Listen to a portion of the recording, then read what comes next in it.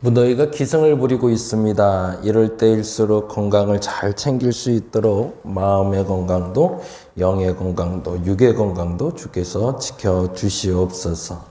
상황에 따라서 준비해야 될 것이 있습니다. 비가 많이 오면 비가 많이 오는 대로, 날이 더우면 날이 더운 대로, 날이 추우면 날이 추운 대로, 날씨의 변화를 보며 우리는 무엇을 준비해야 될지 아는 것처럼 상황의 변화를 보며 무엇을 준비해야 되는지 아는 지혜가, 더 정확히는 그 지혜로운 판단에 말미암아 결단할 수 있는 용기가 필요합니다. 우리에게 주어진 모든 환경 상황 다 다르지만 그 상황에 따라, 환경에 따라 바른 선택, 바른 결단할 수 있는 우리 되게 하여 주시옵소서. 오늘도 주 안에 살기 원합니다. 오늘도 주 안에 깨어있기 원합니다. 주 안에서 승리할 수 있도록 바른 선택, 바른 결단 허락하여 주시옵소서. 오늘도 감사합니다. 고마우신 예수님 이름으로 기도드렸습니다. 아멘, 아멘. 자, 오늘은 역대상 10장 말씀 함께 봅니다. 10장 1절에서 5절까지 말씀입니다. 역대상 10장 1절에서 5절까지만 우리 함께 보는데요. 기록된 말씀 우리 같이 한 목소리로 성경 찾아서 같이 한 목소리로 읽었으면 좋겠습니다. 다 같이 한 목소리 읽겠습니다. 블레셋 사람들과 이스라엘 사람이 싸우더니 이스라엘 사람들이 블레셋 사람들 앞에서 도망하다가 길보아 산에서 죽임을 당하여 엎드러지니라. 블레셋 사람들이 사울과 그 아들들을 추격하여 블레셋 사람들이 사울의 아들 요나단과 아비나답과 말기수아를 죽이고 사울을 맹렬히 치며 활 쏘는 자가 사울을 따라 미치매 사울이 그 쏘는 자로 말미암아 심히 다급하여 사울이 자기의 무기를 가진 자에게 이르되 너는 칼을 빼어 그것으로 나를 찌르라. 할례 받지 못한 자들이 와서 나를 욕되게 할까 두려워하노라. 그러나 그의 무기를 가진 자가 심히 두려워하여 행하기를 원하지 아니하매 사울이 자기 칼을 뽑아서 그 위에 엎드러지니 무기 가진 자가 사울이 죽는 것을 보고 자기도 칼에 엎드러져 죽으니라. 아멘, 아멘. 아멘 하기는 어렵죠? 이렇게 마무리되는 구절에 대해서는 아멘 하기가 좀 어렵긴 한데 우리가 역대상을 보며 시작점에 있는 10장 말씀 같이 읽어봤습니다. 10장은 이렇게 질문을 던지죠. 사울의 종말은 이렇게 해놓으시면 좋을 것 같아요. 10장은 사울의 종말은 이스라엘 백성들에게 첫 번째 왕은 사울로 기억되기보단 다윗으로 기억되기를 원했습니다. 사실은 초대 왕인 사울의 업적이 그들에게는 사실은 손톱만큼도 남기고 싶지 않았던 거죠. 그래서 역대상을 시작하면서 역대상의 실질적인 시작인 10장에서 사울의 모든 전생애를 한마디로 요약하고 있습니다. 그래서 사울의 종말 부분을 보게 되는데요. 이 부분을 보면 그 역사 드라마 많이 보신 분들은 굉장히 흥미롭게 볼 수 있어요. 그래서 드라마도 가끔씩은 봐야 되는데 역사 드라마 보면 그러잖아요. 어린 시절 이야기, 그리고 역사 이야기를 쫙 정말로 드라마를 잘 만드는 사람들 보면 과거의 역사부터 쫙 훑어서 어떻게 지나갔는지 그 과거의 여정을 쫙 살펴주고 그 다음에 어린 시절에 한 아이가 나오거나 혹은 역사의 절정이 되는 한순간을 딱 보여주고 그 클라이막스에서 딱 하고 주인공이 등장하게 하는 그런 역사적인 드라마의 1회, 첫 회라고 에필로그 부분이라고 해야 되나? 그 첫 회 부분이 되는 게 바로 10장이 돼요. 그래서 연상을 하실 때 이렇게 연상을 하시면 훨씬 더 흥미롭게 보게 되는데요. 그 역대상을 보면서 드라마를, 역사 드라마를 하나 본다 생각하고 이렇게 한번 봐보세요. 이게 처음에 이렇게 자막이 쫙 올라가는 거죠. 쫙 올라가면서 누구는 누구를 낳고 누구는 누구를 낳고 그래서 이러한 역사적인 현장에 사람들이 쫙 존재하더라 하면서 이제 그 뒷배경으로 쫙 그들이 살았던 여정들이 쫙 보여지겠죠. 그리고 나서 그 드라마가 처음 그 서두 부분을 그거를 쫙 훑어준 다음에 갑자기 전쟁 씬이 나오는 거죠. 이 모든 역사가 있었더라 그러고 딱 끝나고 화면이 바뀌면서 막 군사들이 쳐들어오고 왕과 왕자가 도망가는 장면, 활 쏘는 장면, 칼 싸움하는 막 피투성이 되는 막 그런 장면들이 막 신랄하게 막 나오는 거예요. 그리고 그 장면 속에 주인공으로 클로즈업해서 딱 나타나는 사람이 있었는데 사울이라는 사람이 나오는 거죠. 그리고 이 싸움에서 어떻게 돼가고 있는지를 보여주는 게 바로 역대상. 저는 그 성경 볼 때 그러한 재미로 보는데 어느 날부터 이렇게 화면처럼 쫙 보여지는 그런 것으로 보면 훨씬 더 재미나게 그리고 또 깊이 있게 더 정확히 말하자면요. 그 사람이 어떤 감정을 갖고 있는지를 읽을 수가 있게 돼요. 그래서 그런 식으로 한번 보시면 좋겠고요. 사울의 종말 얘기는 조금 있다가 오늘 읽었기 때문에 한번 나눠 보도록 하고요. 11장은 다윗이 왕이 된 이유는 이렇게 적어 놓으시면 좋을 것 같아요. 다윗이 왕이 된 이유는 근데 그 이유를 장황하게 뭐 1절부터 9절까지는 헤브론이라는 곳에서 왕이 된 시간들 그리고 10절부터는 다윗의 용사들을 쫙 설파하고 있어요. 그래서 다윗이 왕이 된 후에 왕이 될 때까지 도왔던 사람들의 이름을 다 일일이 기억하고 있는데 그거는 지난번에 말씀드린 대로 북이스라엘에도 용사가 있었더라 라고 말하고 싶었던 역사가의 증언처럼 오늘 이 본문을 통해서도 다윗에게 무지무지하게 멋진 용사들이 있었더라 라는 이야기를 하고 싶은 게 사실은 10절부터 그리고 또 하나는요 다윗만 위대해서 된 것이 아니라 다윗과 함께 하는 이들이 있었기 때문에 가능했다라는 얘기를 하고 싶은 게 바로 11장 10절부터 47절까지 있는 모든 이야기들이 됩니다. 그래서 그 이야기들을 보면서 여러분이 이런 사람이 있었구나 저런 사람이 있었구나 라는 생각을 하되 제가 늘 하는 얘기지만 1인자 꼭 다윗처럼 되고 싶어요 말고 다윗의 넘버 1 넘버 2, 넘버 3로 들어가는 이런 사람들처럼 야 나도 이런 사람 됐으면 좋겠다 뭐 이런 생각을 좀 하게 된다면 훨씬 더 흥미롭게 다음 본문을 읽을 수 있을 것 같습니다. 그래서 지난번에도 말씀드렸던 11장 17절에 이런 본문 있잖아요. 11장 17절 잠깐 볼까요? 다윗이 갈망하여 이르되 베르살렘 성문 곁 우물물을 누가 내게 마시게 할꼬 하니 18절에 이 세 사람이 블레셋 사람들의 군대를 돌파하고 지나가서 베들레헴 성문 곁 우물물을 길어가지고 다윗에게 왔으나 뭐 이런 본문 이런 본문을 통해서 한 사람과 한 사람의 만남에 이런 끈끈한 매력적인 만남이 가능하구나. 그리고 이 매력적인 만남들이 한 나라를 세워가는데 큰 영향력이구나 라는 것을 읽어내면 좋겠고요. 아까 말씀드린 대로 11장의 요지는 다윗이 어떻게 왕이 되었는가? 왕이 된 이유는 무엇인가인데 성경은 아주 간결하게 두 가지로 이렇게 설명하고 있어요. 3절 볼까요? 3절 말씀 같이 읽겠습니다. 이에 이스라엘의 모든 장로가 헤브론에 있는 왕에게로 나아가니 헤브론에서 다윗이 그들과 여호와 앞에 언약을 맺음에 그들이 다윗에게 기름을 부어 이스라엘의 왕으로 삼으니 그 다음이 중요합니다. 읽어봅니다. 여호와께서 사무엘을 통하여 전하신 말씀대로 되었더라. 거기다 줄 쳐줄게. 여호와께서 사무엘을 통하여 전하신 말씀대로 되었더라. 이 말이 굉장히 중요하다고 제가 줄 쳐놓으라고 한 거예요. 왜 그랬을까요? 이 말의 시작점이 어디 있죠? 기억나시는 분? 네, 창세기 1장부터 시작이 되고 있습니다. 하나님이 말씀하신 대로 되었더라. 하나님의 말씀대로 되었더라. 그게 또 반복되는 데가 있었어요. 출애굽기에서는 어디서 반복됐죠? 네, 맞습니다. 모세가 성전을 지을 때 반복됐어요. 모세가 성막을 지어갈 때 하나님이 말씀하신 대로 되었더라. 하나님이 말씀하신 대로 되었더라. 그리고 또 다시 반복합니다. 언제요? 다윗이 왕이 될 때.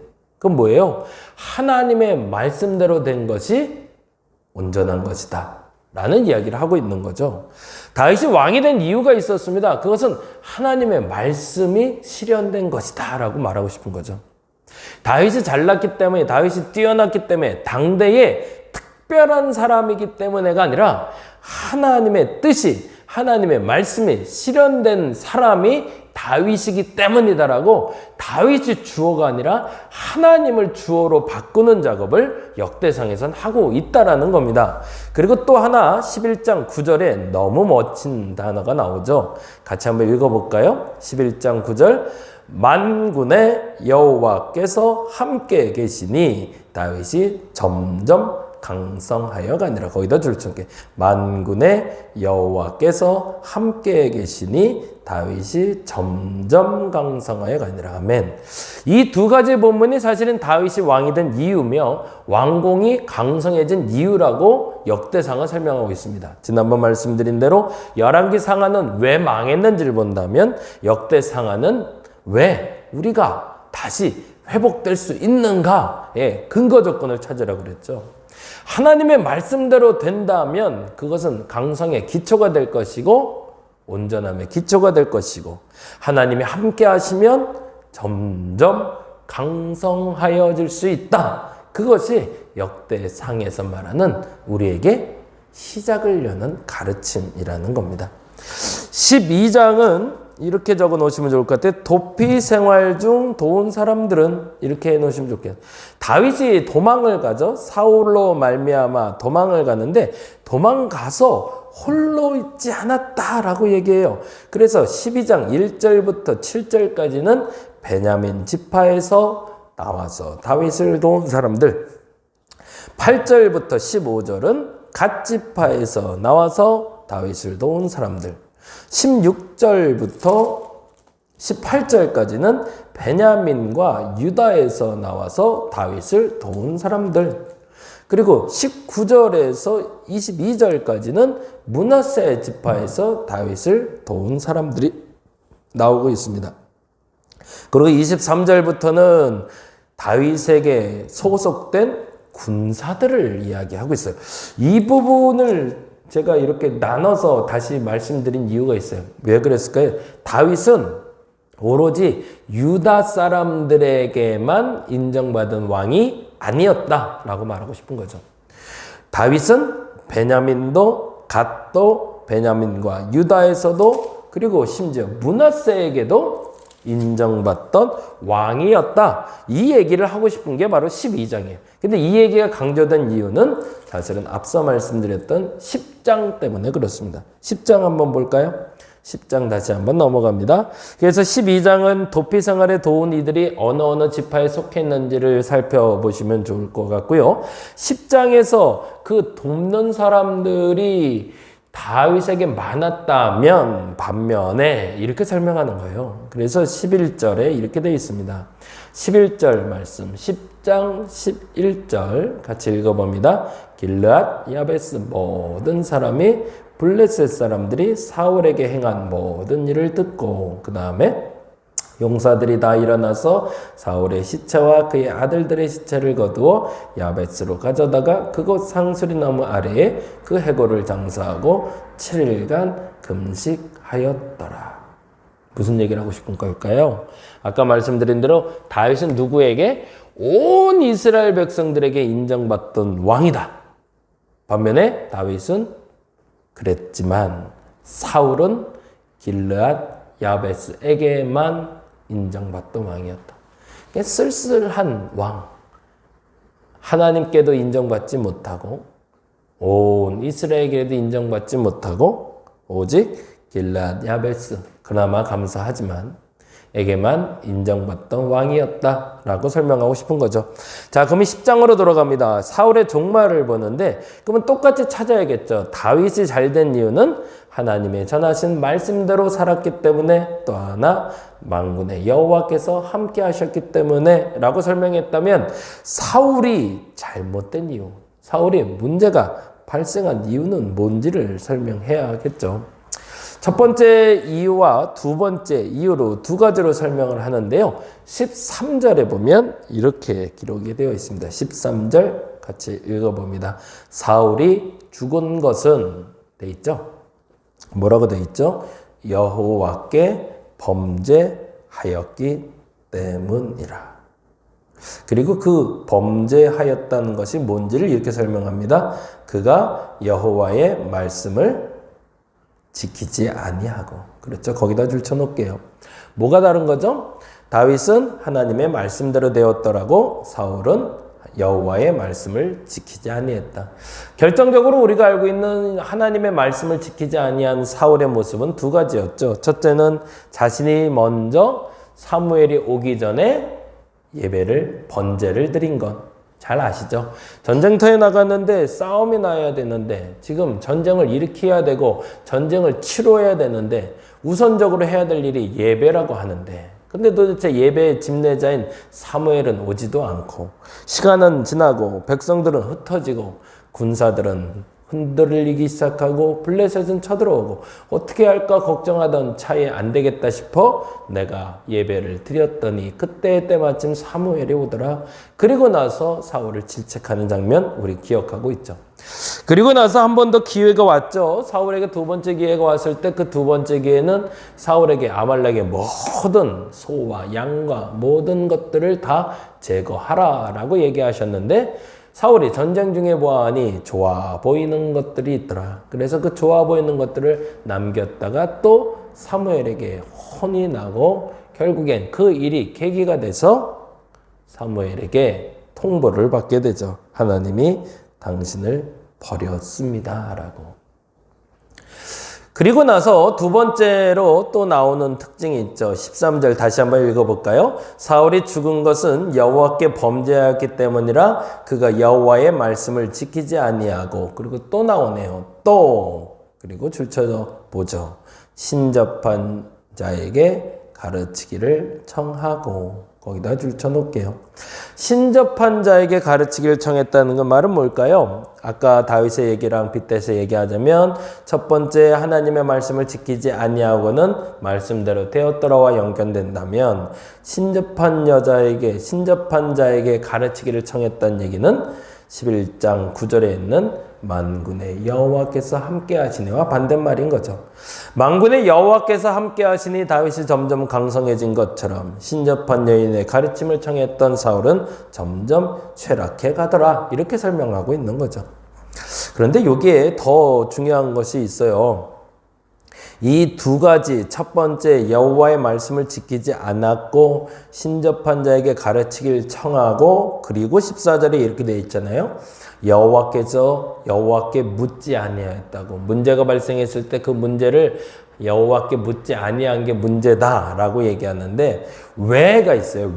왜 도대체 사울은 항상 이렇게 하나님의 말씀을 지키지도 않았고 신접한 여인의 가르침을 청했을까? 그 왜에 대한 답이 10장 3절에 있습니다. 10장 3절 보죠. 제가 아까부터 11장이라고 혹시 말하지 않았네? 10장입니다. 10장 3절 같이 읽어봅니다. 10장 3절 사울이 맹렬히 치며 활 쏘는 자가 사울에게 따라 미침에 사울이 그 쏘는 자로 말미암아 뭐라고 되어 있어요? 심히 다급하여 거기다가는 줄을 2개 그리고 별표까지 해놓으세요. 사울을 항상 발목 잡았던 일이 있습니다. 사울은 착한 사람이었어요. 사울은 나쁜 사람은 아니었어요. 사울은 겸손한 사람이었습니다. 근데 사울의 가장 큰 약점이 있었어요. 그 약점은 다급한 상황에서 결단하지 못하더라라는 겁니다. 더 정확히는 다급한 상황에서 하나님의 것을 선택하지 아니하고 항상 내가 좋은 것을 선택하는 사람이라는 겁니다. 그리고 나서 편법으로 어쩔 수 없었어 라는 변명을 항상 했던 사람이 사울이죠. 우리가 항상 실수할 때를 보면 급하게 서둘 때입니다. 뭐든지 운전하다가도 사고 날 때 보면 급하게 서둘다 사고 나는 거고요. 아이들이 다칠 때 보면 급하게 뛰어가다가 사고가 나요. 그러지 않아도 될 일을 꼭 그렇게 해서 문제가 나는데 그 결론을 보기 전에 그 원인을 보면 항상 다급해서 어쩔 수 없어서가 변명이 됩니다. 그리고 나서 결과가 이렇게 돼요. 4절에 보니 사울이 자기의 무기를 가진 자에게 이르되 너는 칼을 빼어 그것으로 나를 찌르라. 할례 받지 못한 자들이 와서 나를 욕되게 할 것 두려워하노라. 그러나 그의 무기를 가진 자가 심히 두려워 행하기를 원하지 아니하매 사울이 거기다가 또 줄을 쳐놓을게요. 사울이 자기 칼을 뽑아서 그 위에 엎드려지니 그 다음에 어떻게 되죠? 5절에 무기 가진 자가 사울이 죽는 것을 보고 자기도 칼에 엎드려져 죽으니라. 무슨 일이 벌어졌어요? 여기서는 두 가지를 기억해야 돼. 첫째는요, 그 목숨마저도 다급하여 하나님의 뜻대로 행하지 않고 자기 뜻대로 목숨을 거두어갔다는 게 첫 번째 실수고요. 두 번째, 그러한 죽음을 보고 있자 무기 가진 자가 사울을 따라 동일하게 행동하게 만들었다는 겁니다. 연쇄 반응이 일어난 거죠. 오늘은 그렇게 기도했으면 좋겠습니다. 다급해질 만한 상황, 불안 때문에 미래가 보이지 않아서 혹은 상황에 쫓겨서 다급하게 만들 때가 있어요. 오늘은 그렇게 기도하자고요. 하나님, 다급해도 하나님의 손을 붙잡게 하소서. 하나님, 아무리 다급해도 하나님의 손 붙잡게 하옵소서. 그것이 다윗이 되고 사울이 되지 않는 방법입니다. 오늘 한날은 그 기도를 통해서 하나님의 손 붙잡고 어떤 다급한 일이 생겨도 실수하지 않고 또한 하나님이 주시는 그 기회를 잡을 수 있는 저와 여러분 되시기를 간절히 바랍니다. 기도하겠습니다. 우리에게 주어진 기회를 놓치지 않으려면 선택을 잘 해야 됩니다. 그런데 그 선택의 순간에 항상 다급하게 서둘러 실패합니다. 다급하지 않고 오늘도 당신의 손 붙잡게 하여 주시옵소서. 감사합니다. 고마우신 예수님 이름으로 기도드렸습니다. 다 같이 기도하고 돌아가겠습니다.